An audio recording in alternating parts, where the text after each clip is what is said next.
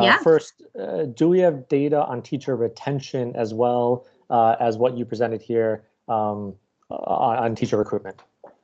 Yeah, we do. We do. And I can say a couple of things. I don't know that I am. Chief Nielsen is at a conference. She's at an Urban Schools Human Capital conference right now. And so I can say a couple of things. So on average, our teacher recruitment is about 85%. So about 15% or so attrition.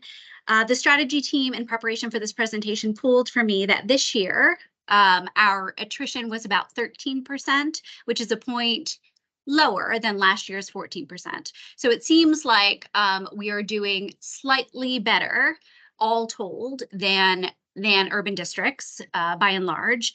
I do also know, and I have not seen it yet, that we recently prepared a retention tracker that really codifies, I think, by org and by school, much more detailed levels of retention than I'm able to share with you today. I can certainly follow up with you around that afterwards. No, that's wonderful. I'm happy to defer for my next question or two if Commissioner Mohammed or you, Commissioner Roberts, have other questions, but I do have one or two other questions. Sure, thank you. Commissioner Mohammed? Thank you. I'll start by saying I am glad to hear and love to hear that we're incorporating a apprenticeship model. Excited to see what that brings us. And the online marketing is it's good to hear that we're taking advantage of that.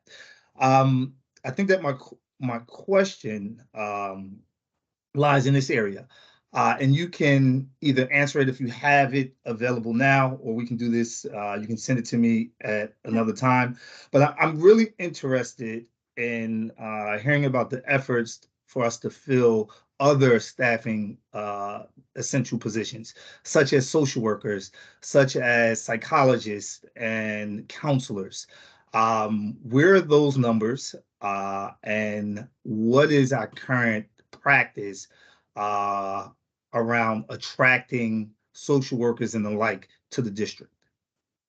Yeah, so I will definitely need to follow up with you around numbers. I will say that all of our positions are posted.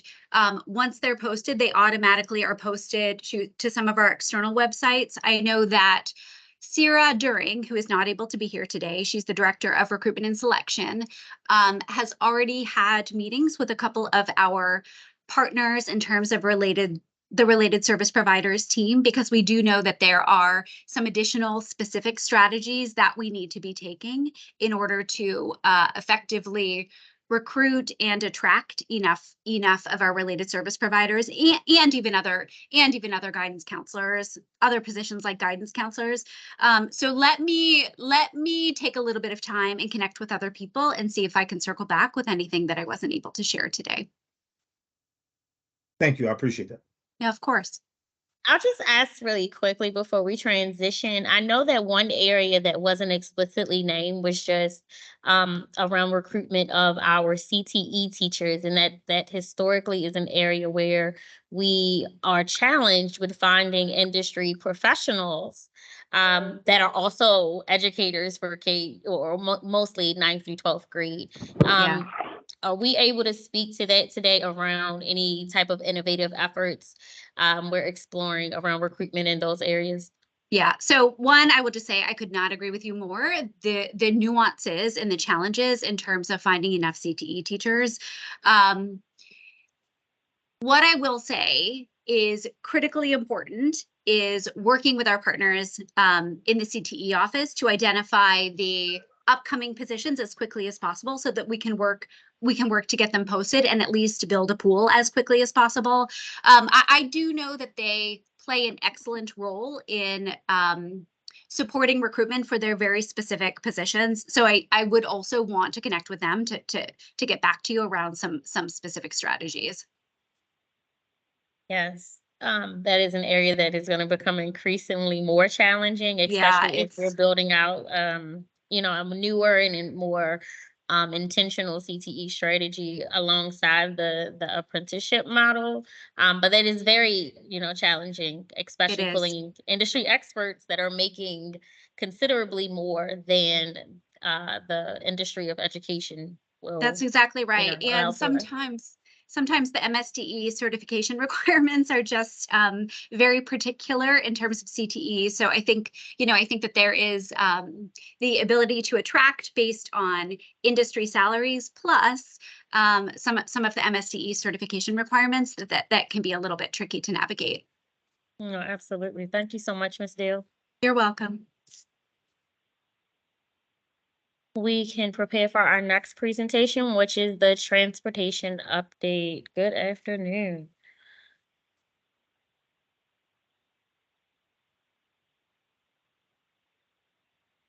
Good afternoon. How's everybody doing? My name is Robin Marshall. I'm the Assistant Director of Transportation here at City Schools, and I'm alongside my esteemed colleague, Director Jacinta Hughes. We are here to provide you with the transportation update. This transportation update aligns with Board Priority 5, providing equal access to district services, resources, and facilities to ensure the success of students, staff, and the surrounding community. The agenda that we're going to go through starts with our student transportation services. These are the types of services that we provide to our students on a daily basis. We're going to speak about our strategic plan overview, the strategic plan process, the challenges that we continue to face, as well as priorities and tolerances in decision making. And the goal is to take the key takeaways to take from this presentation is to have a better understanding of our strategic plans and our KPIs, as well as the improvement initiatives that we are currently working on, and some improvements that we've already got behind us, as well as our staffing and resource management. So starting with the types of services that we provide to our students. Well, first, let's go through the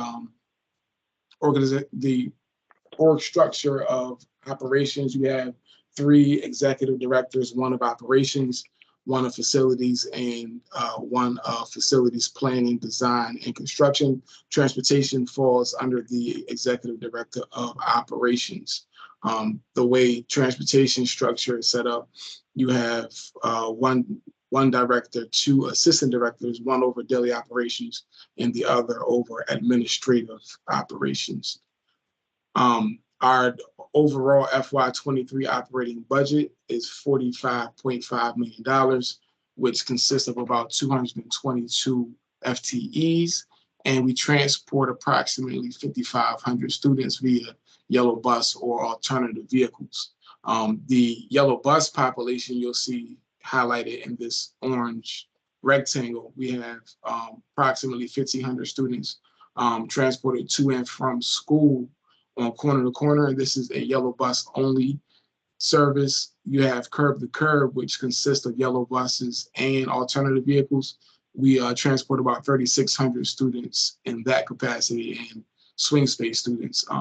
These are students who attend schools that are currently in a temporary location because they're being rebuilt by our 21st century colleagues, as well as a little over 30,000 students get transported to and from school via MTA, and we utilize yellow buses and alternative vehicles for extracurricular and special events.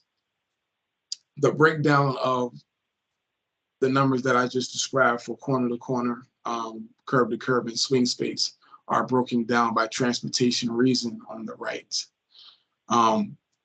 As you'll see now, we currently utilize Currently, 90% of our routes are contractor operated and 10% are operated in-house. If you remember, that percentage was more about 4 to 5% operated in-house in the past. We have been working on increasing our staffing capacities internally and having the ability to run more routes in-house. So we can talk about our strategic plan regarding growing internal staff in this next slide. So our strategic plan overview, there were 3 key bucket areas. One was safety, one was contractor management, and then you had the assignment and scheduling of transportation services. So I'll give you an example of our assignment and scheduling of transportation services. Some of our strategic objectives were, 1, to increase staff and capacity, which you saw in the previous slide. We have been increasing year by year on the number of staff that we have in-house, as well as the number of routes that we're able to run internally, as well as improve assignment and scheduling. So update existing processes in order to anticipate transportation demand and resource requirements that come year after year, as well as the adjustment of the bell times. We adjusted our bell times 2 school years ago, and the adjustment of those bell times really yielded some positive results when it comes to our route utilization, as well as ride times and our on-time arrival. The outcomes range from providing transportation services to eligible students within a reasonable amount of time, minimize the loss of instructional time, provide more consistent and more controlled yellow bus service, and reduce overcrowding and underutilization of our routes. So for number 3, our strategic plan process, I'm going to turn it over to Jacinta Hughes to discuss these slides. Good afternoon. So part of our strategic plan was to review what we set out to do. We take time to assess it, and then we identify what is in transportation's control. And our ultimate goal is to use our resources to maximize transportation to provide services for our students.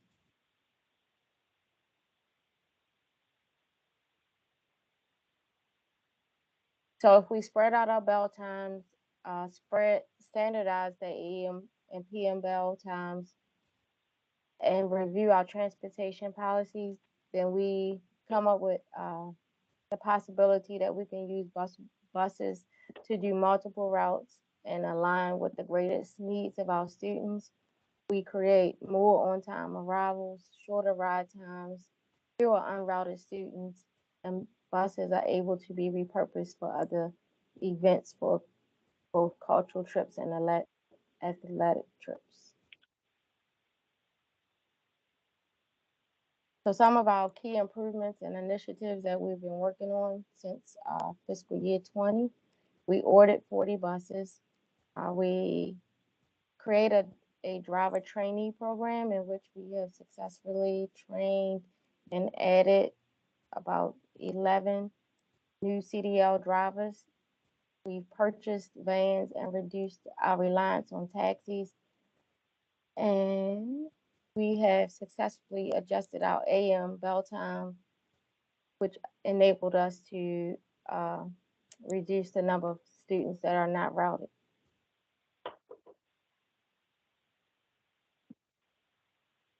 Our outcomes, we have reduced our contract of reliance by 5%. We are spending less on taxis, and in September 2022, we only had 48 students that were not unrouted, which was a drop from 95% the prior year.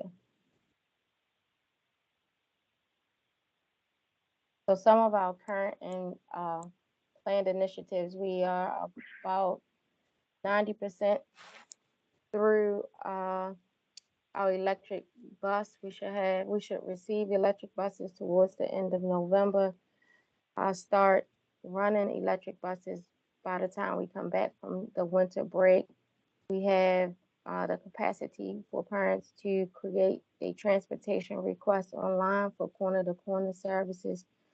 We hope to finish the implementation of our Parent Bus Tracker mobile app, which will allow parents to know where the buses are at all times.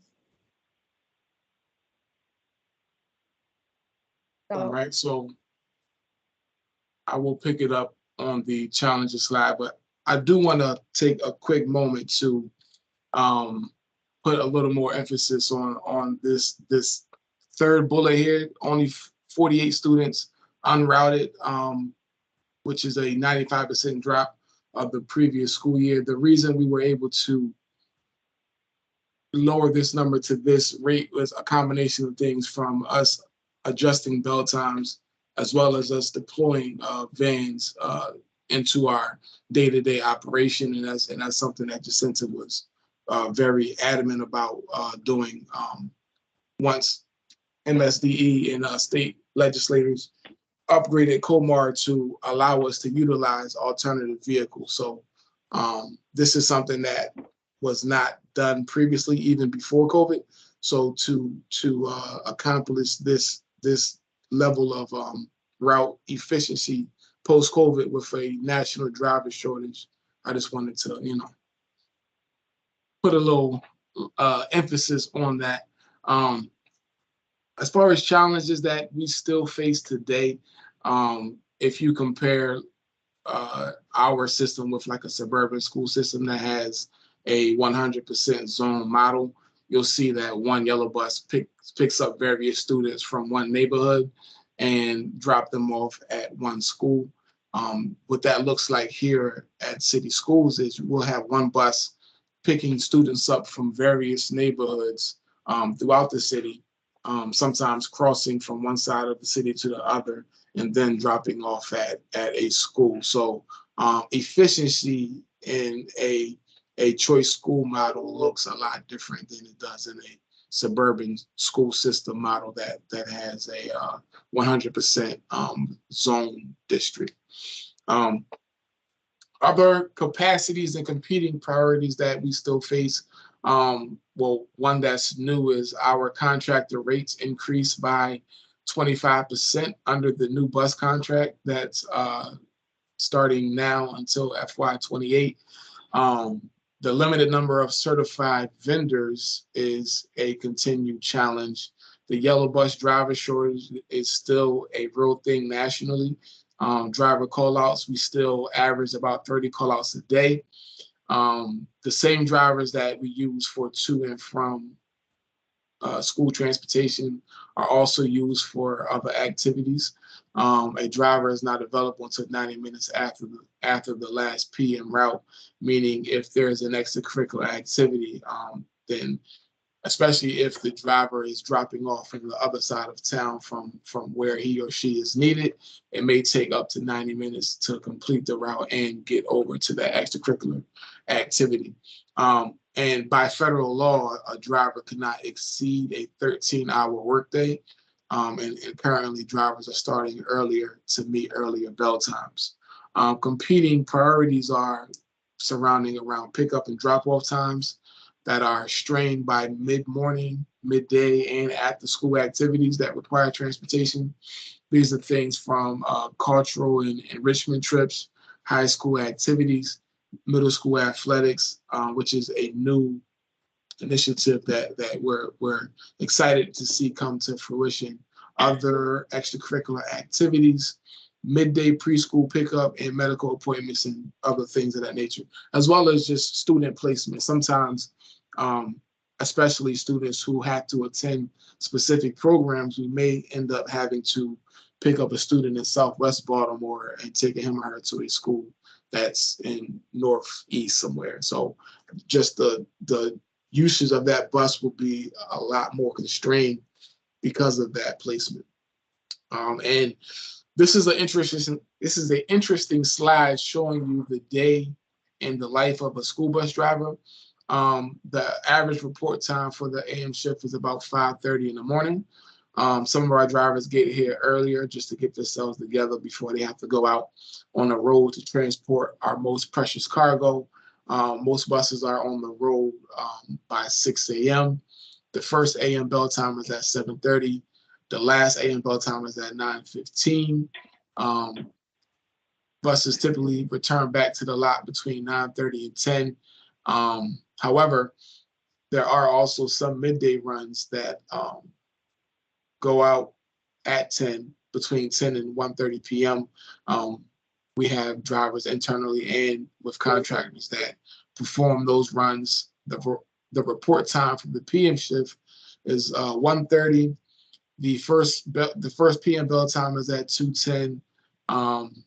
High school athletics pickup time start between 2 and as late as 4 p.m.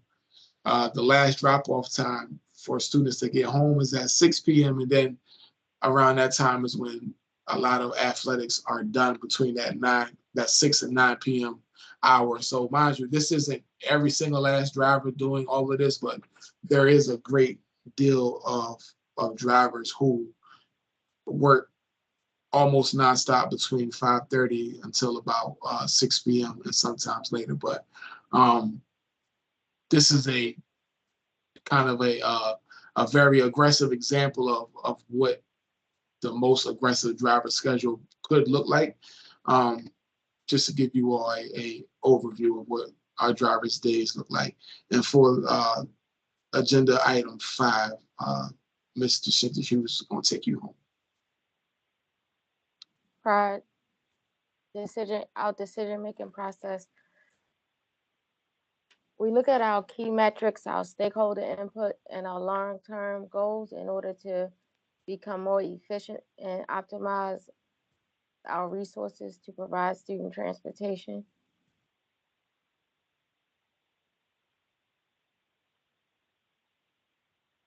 We determine our tolerance. For example, what is our trade-off in order to provide an additional transportation service? What might we have to do different in order to reach our goal for all our compete priorities? And balancing priorities. Understanding the need to weigh the pros and cons of different options. We try to provide a good understanding and relationship between everything that we need to do with the resources that we have.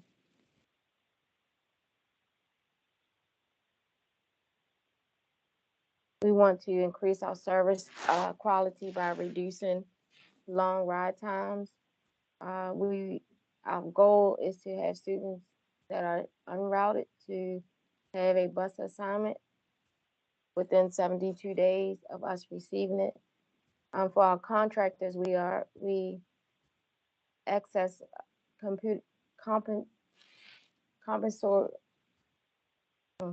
compensatory damages for those that don't meet our goals. We have liquidated damages within our contract that we monitor to guide performance.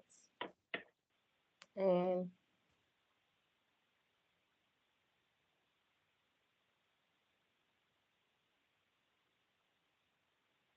our key takeaways are the strategic plans and KPIs, improvement initiatives, and staffing and resource management.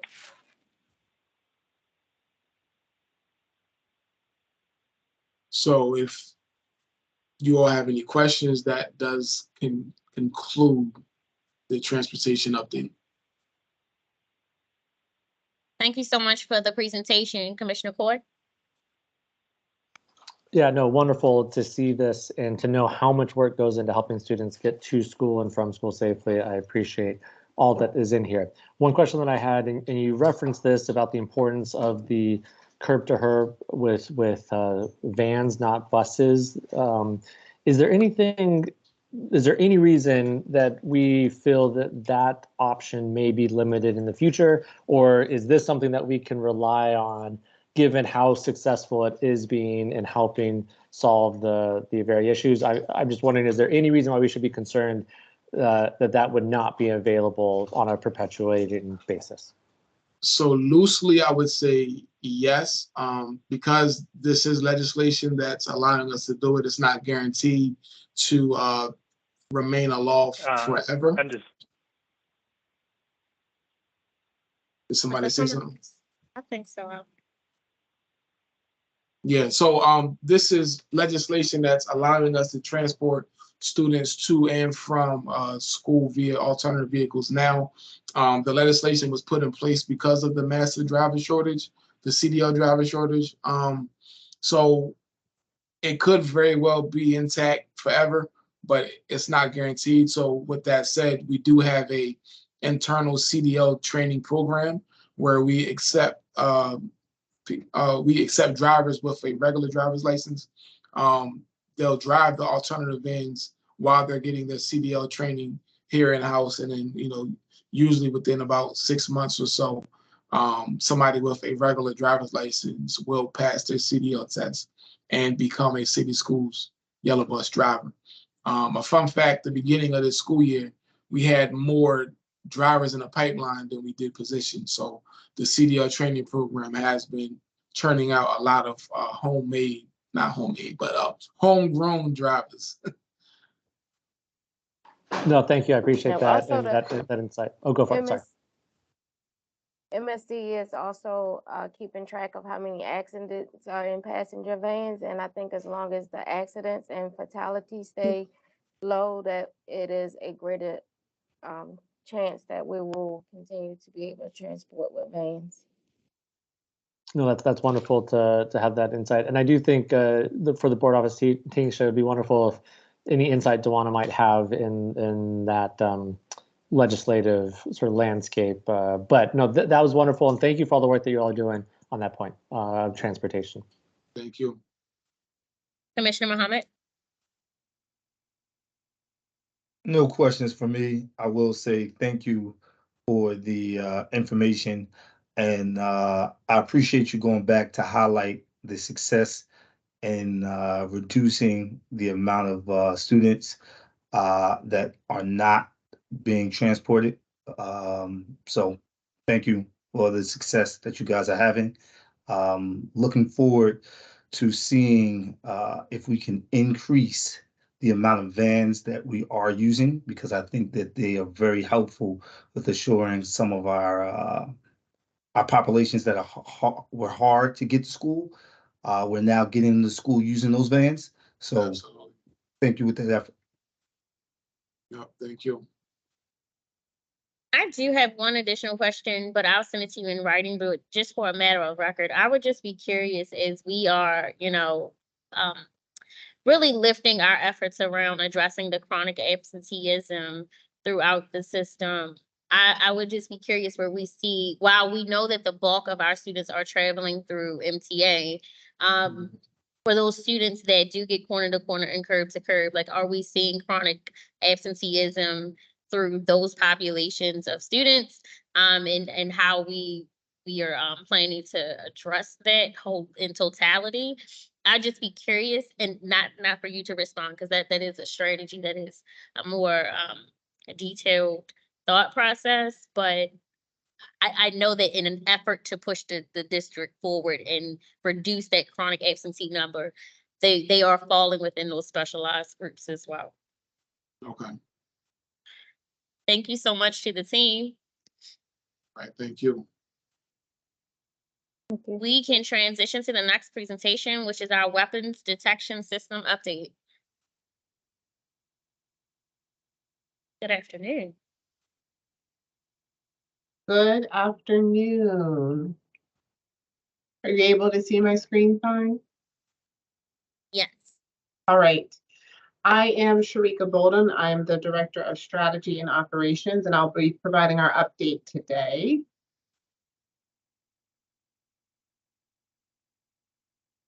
And so I want to start with just kind of refreshing our memories on the weapons detection pilot. It's been several months since we kicked off the effort.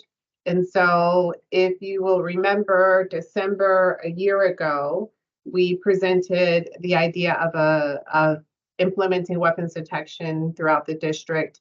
And the decision at the time was to begin the effort with a pilot. And in that pilot, we wanted to learn what the feasibility and usability of the system is at our secondary high schools across the district. We wanted to help identify what training needs would be necessary to support implementation, along with any protocols that needed to be revised. And then finally, we wanted to learn more about stakeholder response to the new system. And really what kicked all of that off was in school year 21-22, according to our district-wide survey, 56% of students reported feeling unsafe in school. And then the next school year, as we talked with school leaders during office hours, they also expressed a need for more safety supports. So we set off to kick off this pilot and learn about the system. We initiated the pilot in 4 schools in March of this year: Carver, Merville, Excel, and Patterson. And then we extended the pilot to 2 additional schools, Dunbar and Douglas, this summer. In addition to looking at the weapons detection system, we also wanted to keep an eye on what was happening in the market. As you all know, there is rapid growth in terms of technologies to support school safety. And we wanted to make sure we were keeping an eye on not only the primary system that we identified, but what new entries were coming into the market as well.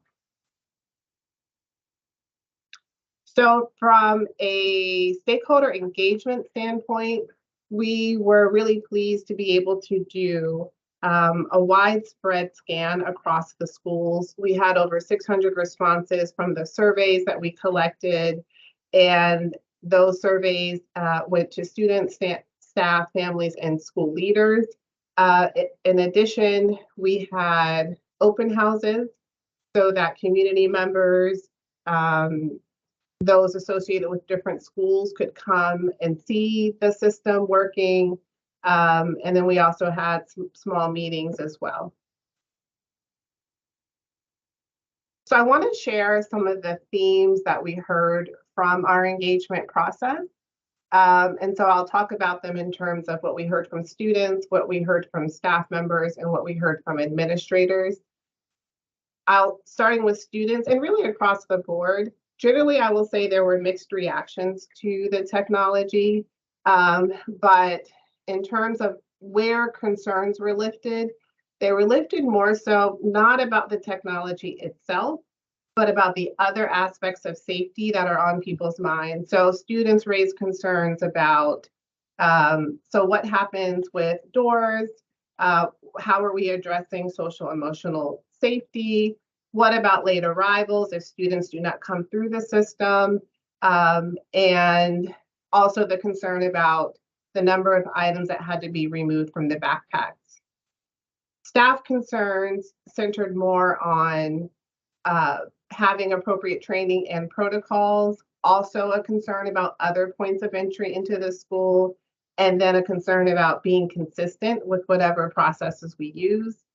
And then those same concerns were echoed by administrators who also were concerned about being able to align staffing plans to the adjusted protocols.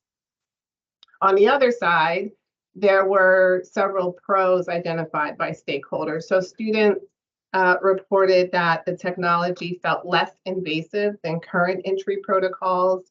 If you all remember seeing the system, you know, it's a much wider than a metal detector. You can walk through at a walking pace, so you don't have to stop and kind of prepare yourself unless you need to take some things out of your bag. So it feels very natural, particularly after students get after they adjust to knowing what items to take out. Once they get the hang of it, and it takes about 2 weeks to get the hang of it. Once they get the hang of it, they just sail right through, and so that feels less invasive. Because they're able to sail right through, it translates to a decreased wait time and requires fewer manual searches. From a staff standpoint, they felt that the technology increased the level of safety in the building. It also has acted as a deterrent, and so we saw that. There was an effect where items were not even brought into the building, kind of left outside, knowing that this new system was there. As I mentioned, they also saw that it speeds up and streamlines student entry. And the fact that it provides pinpointing on the person for where there needs to be further investigation if an alarm triggers, that's helpful, as opposed to just you hear an alarm and you're not quite sure where to look on the person. And then we found that the system does not alarm on the implanted medical devices that we were able to test during the pilot. which was a concern that we had heard, people asking and wondering about before we started. Then from an administrator standpoint, the pros, again, quicker entry times. There's a decreased chance of human error because the technology does a lot of the detection work for you, as opposed to other systems that still require a bit of manual intervention.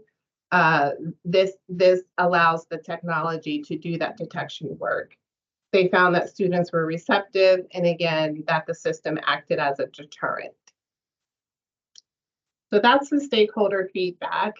Just to talk a little bit more broadly about the evaluation criteria that we used, we looked at accuracy, which involves the ability to detect and deter weapons. We looked at efficiency. I talked about paying attention to the speed of entry and having an entry process that works for a wide range of students, including those with implanted medical devices.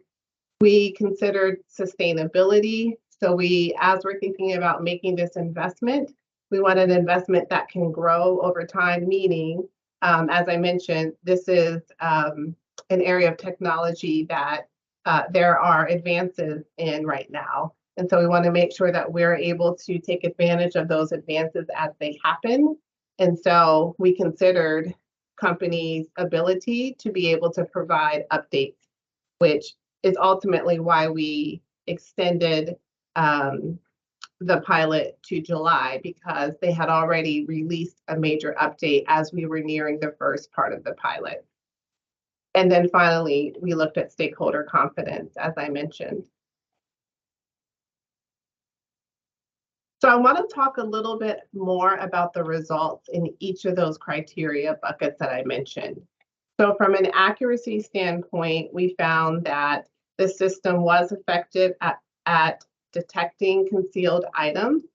And really what made it effective is that pinpointing that I mentioned. When you walk through the system, if there is an alarm that triggers, there's not only an audible signal, there's also a box that appears on the screen that tells the person where to look.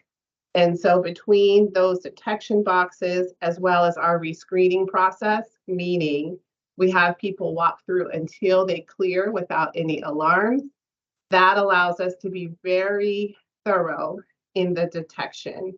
And through that, we did find 2 guns and 8 knives during the pilot. We also found that the system offers analytic capabilities. In order to take advantage of that, it does require staff intervention. So the alarms that I mentioned happen automatically. There's also the capability to tag those alarms to get more information about what's coming into the building. And to do so, it does require that staff manually tag the alarm. So that was good for us to understand. And I mentioned that it acts as a deterrent. From an efficiency standpoint, 62% of students reported faster entry, which was great. And that really comes after about a 1 to 2 week learning curve.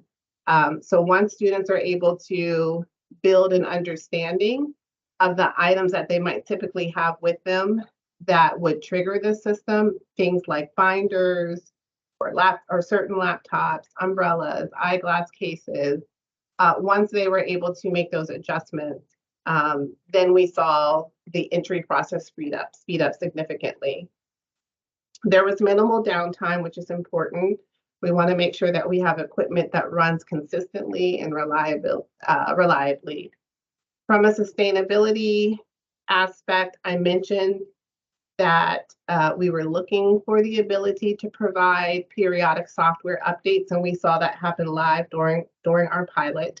By the time we hit the summer, the software had improved from March. And from a stakeholder confidence aspect, 91% of staff said that they support the weapons detection system. 77% of staff believes that it makes the school safer.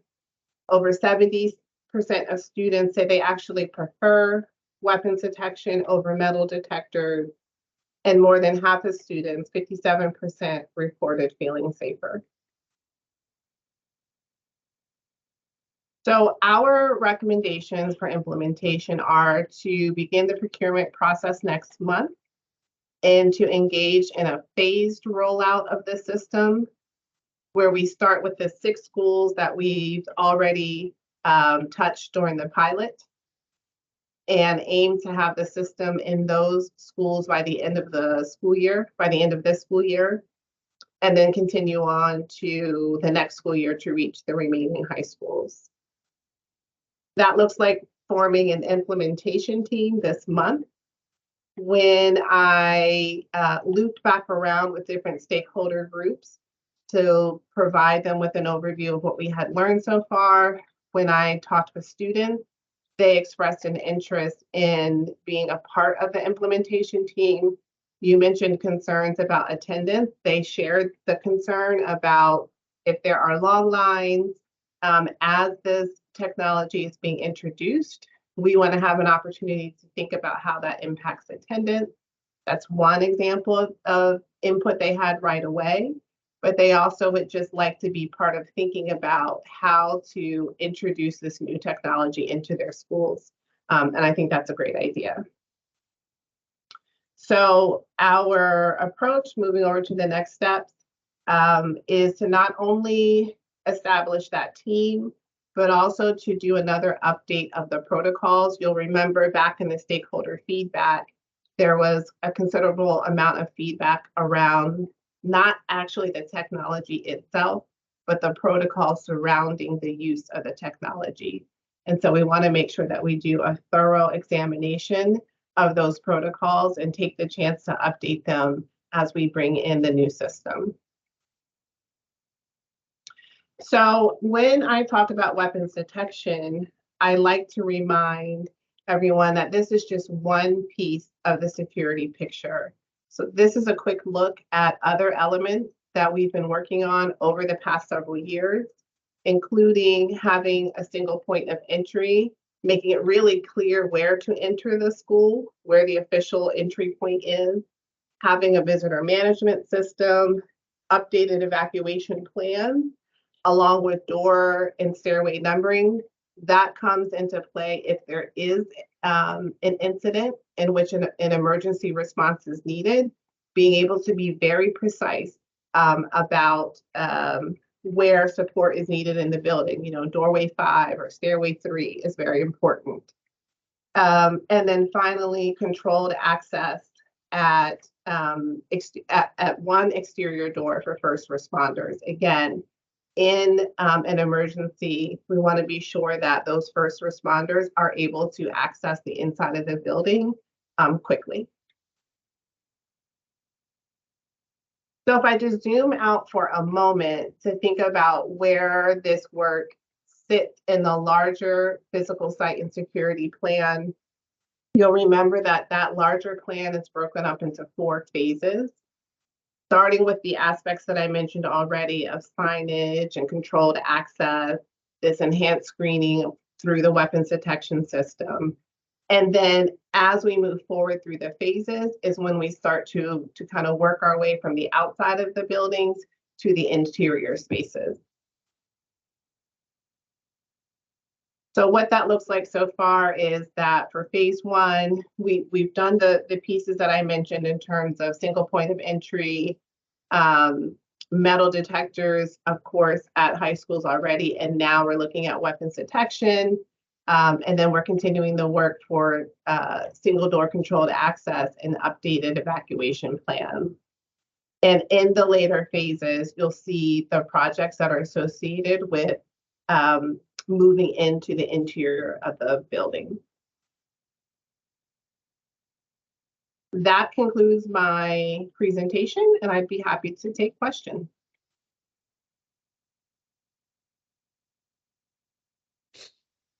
Thank you so much for the presentation. I will open the floor, Commissioner Forth. No, thank you for this. And I recall from a year ago when a lot of this conversation started, how much, has gone into this pilot, getting this feedback, insight. So thank you for all of this work that you've done. On the point you raised about protocols for this system, while it's my understanding that the system has the capabilities to do so, was the system configured to use during the pilot to use any facial recognition? And if so, have we as a board established guidelines through policy about facial recognition and similar any like biometric data collection? I have concerns about that generally, but want to ensure that we're not conflating aspects of the systems on weapon detection with other aspects that it may have in terms of facial recognition or biometrics, that we are essentially turning any of those features off, not utilizing those until we have any clarity about like what we as a district are comfortable with that, but are benefiting from some of the weapons detections and the system. So I guess my question is around the biometrics and the facial recognition aspects of it, and if those are turned off, were turned off and are turned off if we were to proceed as you've outlined here. Yeah, that's right. We did not use any facial recognition during the pilot, and we have no plans to use facial recognition. I appreciate the question though, because the technology does use artificial intelligence.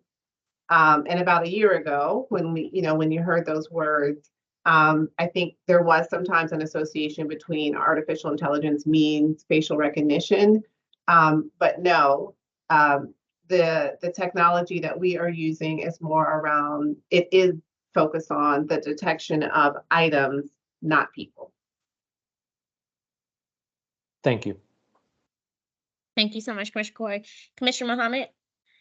Thank you. Question about, and I'll start. I appreciate you speaking about what was detected and making that clear. I appreciate that. My question is regarding the wait times. What do our current wait times look like? Do we have some sort of data already that suggests this school is doing a better job?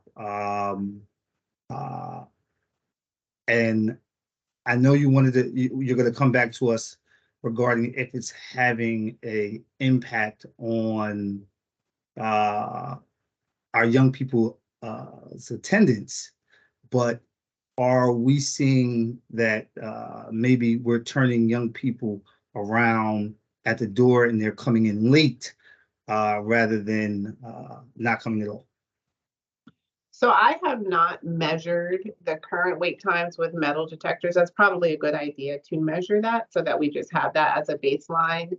But what I can tell you is that the difference with this new technology is that students can just, there's no need to queue up and wait in line. Students can enter the door and walk through at a normal pace. They can even walk through multiple at a time because it's wide enough. And so while I do not have numbers behind it, visually you can very easily see the difference between with a metal detector, long lines waiting. With the new system, it's a drastic change with people just being able to walk at a normal pace. Thank you. I appreciate that. And Sharika, I know you mentioned this. I just wanted to like close the loop here and double down again on it because it comes up in discussion quite frequently, just around our strategy around internal and external doors. Because this is the weapons detection aspect of school safety is just one aspect of school safety. Could you speak to that for us about the internal and external acquisition of doors as it relates to school safety? Yes, and I think I'm going to direct that to Dr. Washington if she's on to talk about that aspect of the larger plan. So, good afternoon, everyone. I will say that there was a slide that Sharika had where she talked about the physical plant and different phases of what we were doing, from the visitor management to the exterior to the interior, and that is the plan that we're following from a capital investment, because a lot of it is based off of funding and access to funding resources. And so as we continue to get money through or funding resources through the state, that is how we are moving forth with these various phases. And so phase 2 is more your exterior doors. So that's a focus on an exterior door, and a lot of people may think that you can go and get an exterior door from Home Depot and you can install, but it's not like that, because our exterior doors are also connected to alarm systems. So our exterior doors are capital projects. And so within this previous capital improvement plan that we submitted before the board, one of the things that you probably will see is that there are a number of exterior door capital investment projects that are happening. As we move through the exterior doors, then as again funding becomes available, then we start moving to interior spaces, and then those interior doors and interior door locks. So I will say that right now we're still in phase 2 of making sure we're touching all of our buildings that have exterior door upgrades that need to happen or challenges with their exterior doors. Thank you so much, Chief Washington. And thank you both for the presentation. We can prepare for the next presentation, which will be the FKA waiver request from the Forest Park Alumni Association.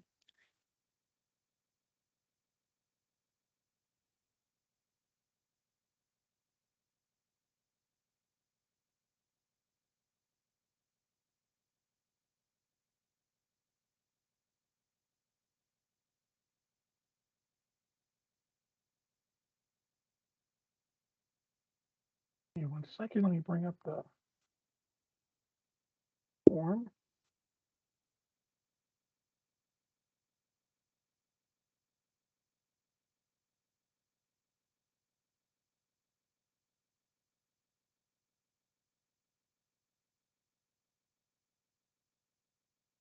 Can you see my screen yet? No. You Yes. got see? Okay, great. Good afternoon, everyone. I am Gregory Gamble, and I am the real estate agent for City Schools. So, excuse me. The Office of Real Estate and Permit has received a permit application and a waiver request from the Forest Park Alumni Association. On November the 11th, 2023, the Alumni Association would like to hold a parents' prom. This will be their first annual parents' prom, and they would like to hold that at the Great Kids Farm. It's going to be a 4-hour event, and the event is to serve as a tool to engage the parents of the Forest Park High School students.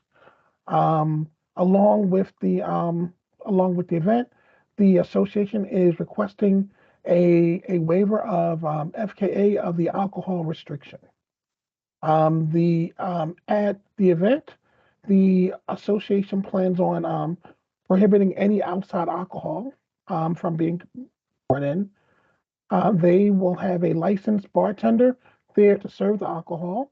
They will purchase a 1-day alcohol license. They will require all attendees to show proof of age, and the event will only be attended to parents who are 21 years old, 21 years of age or older, and they will have plenty of non-alcoholic options, sodas, juices, that kind of stuff, and they will also limit the number of drinks per attendee can receive. That limit will be 2. The association will also purchase a 1-day policy that will cover the liability in case someone gets hurt during the event or even afterwards. And the last thing that they will have 2 school police officers on site during the entire event.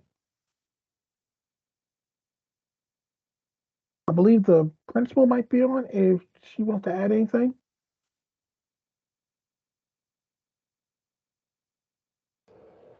Good afternoon. It's Principal Mozon in the Alumni Association for Forest Park. How are you all? Good afternoon. Good afternoon. So we want to sponsor our first parents prom in an effort to engage our parents. We tried to do a couple events that were parents only, just to get them acclimated to coming into the park and then being open to being members of PTA and other opportunities at school. And so the parent prom we understand culturally the importance of prom in Baltimore City schools. And so through having many different meetings with parents, we came into the knowledge that many of them did not have the opportunity to attend their own prom, right? Which sometimes means that they really are celebratory when it comes to times for their students to have their proms. And we thought it would be a good event to have them have their own actual annual parent prom, a time to network, a time to get to know staff and the leadership of Forest Park, the Alumni Association, and other stakeholders as well. And so this is our first attempt at that. You're looking at the president of the Forest Park Alumni Association. I'm on the other side of the desk. You hear me talking, but that's who you're looking at, the treasurer and the president. Good afternoon. Hello. Good to talk to you. I just have one question. For the certificate of insurance, that is for $1 million. Yes. Yeah. Yeah. Thank you. Commissioner Coy? No questions. Just great to see the innovative ideas and thoughts that are coming from the community and the parent relationships. So thank you. Commissioner Muhammad? I echo Commissioner Coy, no questions, but thankful to see the commitment from Forest Park's leader and its continued advocacy from past leaders. One additional question, and this is a 21 and older event. There will not be any attendees under the age of 21. No, ma'am. No students that night. Only parents and adults in their finery. Thank you so much. Thank you for the presentation. Okay, thank you. Thank you for hearing us out. We appreciate it.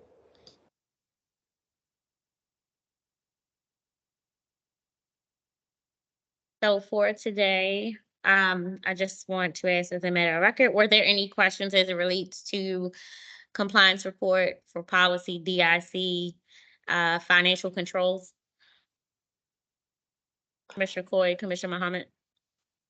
No questions. It's pretty short and simple, but definitely a compliment to the team for the number of years and the ways that audits have been successful and clean for the work that City Schools is doing. There's a lot to manage there, and appreciate the hard work the team is doing.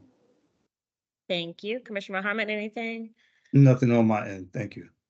Got it. We can go straight into procurement. Oh, wait. I don't have this. Did anyone sign up for public comment? No one signed up today. Thank you so much. Okay, now we can go into procurement. All right, good afternoon. My name is Catherine Kamenecki, and I am representing the procurement department. We have 10 items today. The first item is a teaching and learning item, and this is the 12.01 therapeutic and non-therapeutic aid services. And the CAO requests the board's approval to increase the therapeutic and non-therapeutic aid services contracts for City Schools students. And this is an increase of the annual amount from 12.2 million to 18.5 million. And that's an increase of 6.3 million. And the contract term is July 1, 2018 through this upcoming December 31st, 2023. I'll open the floor for questions. Commissioner Coy, Commissioner Muhammad. No questions. No. Okay. The next item is 15.01. The Chief Operating Officer requests the board's approval of a competitively bid contract to Rough Roofing and Sheet Metal Inc. in the amount of $1,611,581. And this is for roof replacement services at Hamilton Pre-K to 8 School number 236. Commissioner Coy, Commissioner Muhammad. I think we are good. 15.2, the Chief Operating Officer requests the board's approval of a competitively solicited contract to Janus Contractors, and this is in the amount of $1,484,931, and this is for restroom upgrade services at Sinclair Lane Elementary School, number 248. Okay, we're good. 15.3, the Chief Operating Officer requests the board's approval of a competitively bid solicitation to Janus Contractors in the amount of $1,328,400. And this is for restroom upgrade services at Barclay Pre-K to 8 School, number 54. Commissioner Coy, Commissioner Mohammed. I'll just add that it's, as I know the CEO has commented on this as well previously, but just how much these do matter, and thank you for helping ensure that our students have safe, clean, and appropriate places for using the restroom. Thank you, Commissioner Coy. Right, 15 point. Oh, sorry. Oh, no, go. Okay. All right, 15.4, the Chief Operating Officer requests the board's approval of a competitively solicited contract to Janus Contractors in the amount of $902,070. This is for restroom upgrades at Lakewood Early Learning Center, 86. Commissioner Coy, Commissioner Mohammed. I do not have any questions either. We can move to the next item. All right, the next one is 15.5. The Chief Operating Officer requests the board's approval to increase the on-call door and frame repair and installation services contract with multiple contractors. And this is an increase from $400,000 annually to $6 million annually.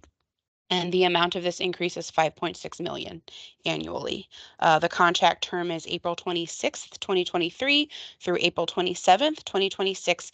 And this includes a 1 2-year renewal option. And this is an increase.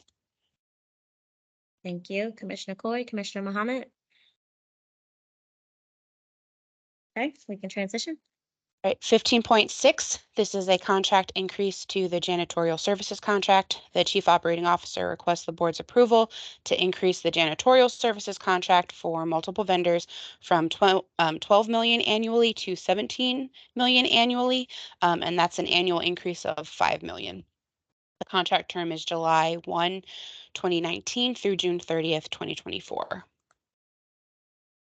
Commissioner Coy, Commissioner Mohammed. Okay, we can move forward.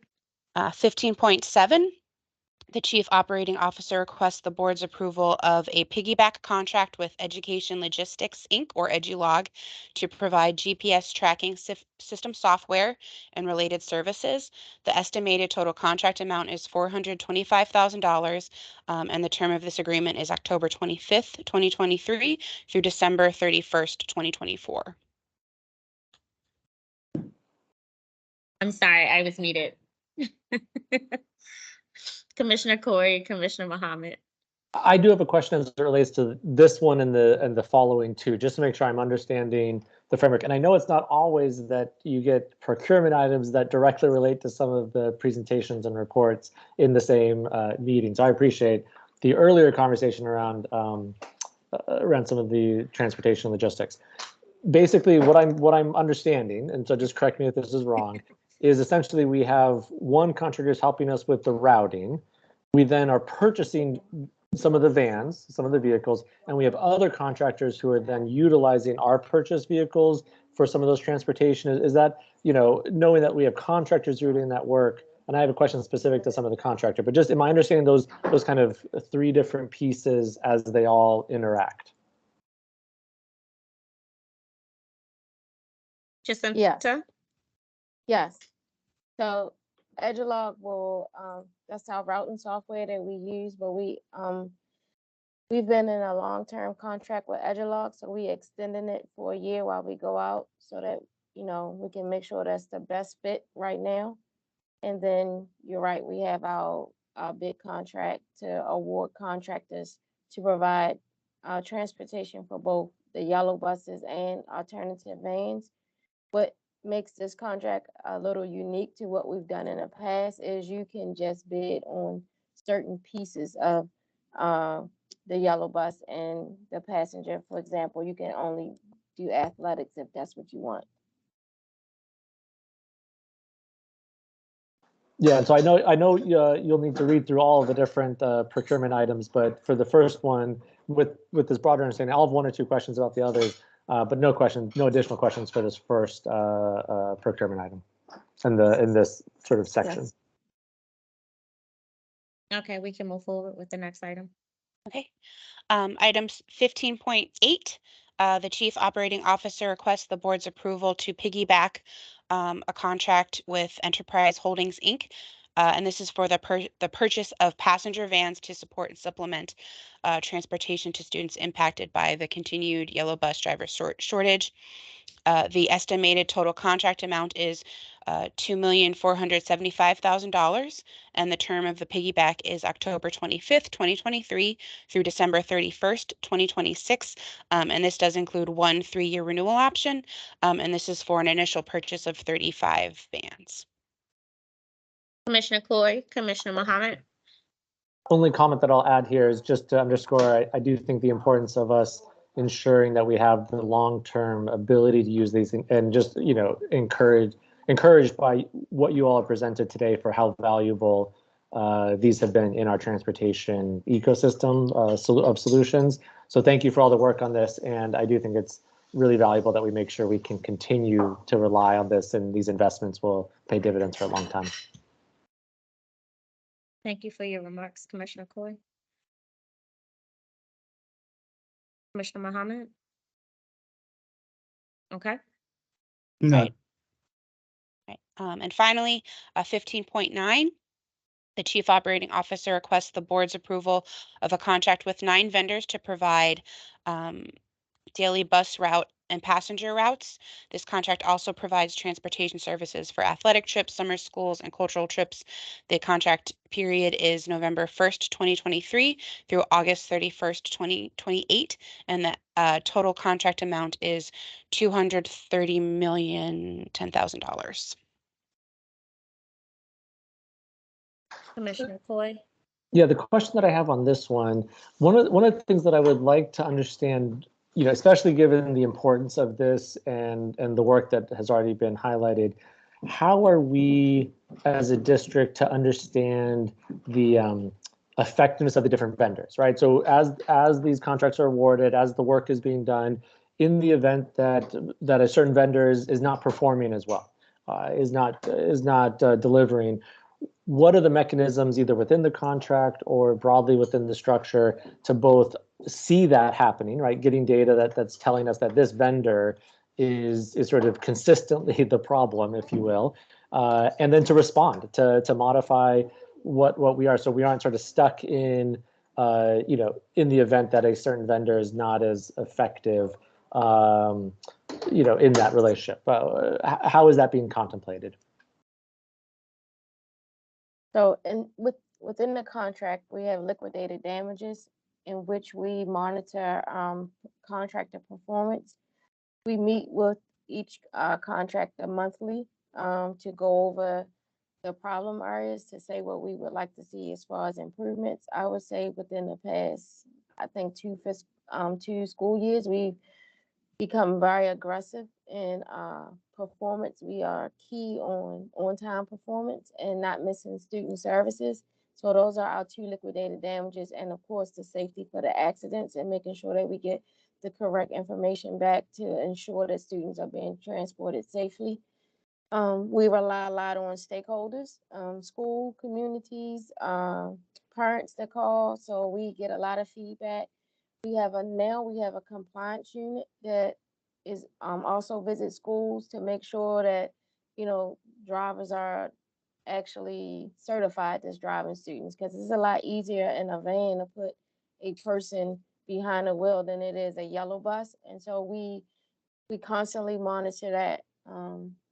I would say one of our national contractors who in our previous contract gave us the most problems on timeliness. We didn't award a contract. So, and I think over my time, we've gotten rid of 2 contractors for non-compliance. So as we grow internally, it gives us the flexibility to pivot and make changes when we need to as far as our contractors.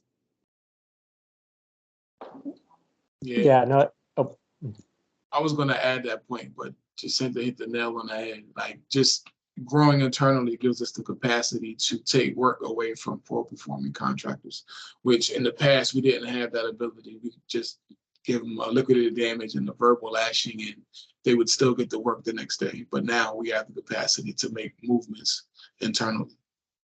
no, I'm really glad to hear that. And I know, it was up in the slides earlier, but reducing reliance on taxi services and just sort of like getting to a more sort of systemic and appropriate solution, and the role that these have vans and other solutions have played in that. And also, knowing that other districts in the state faced some real significant and substantial issues this year.